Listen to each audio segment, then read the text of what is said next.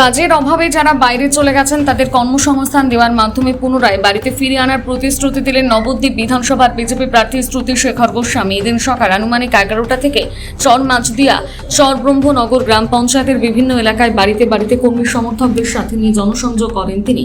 কড়া রোদের মধ্যে পায়ে হেঁটে প্রত্যেকের সঙ্গে সাক্ষাৎ করেন, তাদের সমস্যার কথা শোনেন। তার থেকে এত কাছ থেকে দেখতে পেয়ে খুশি সাধারণ মানুষ।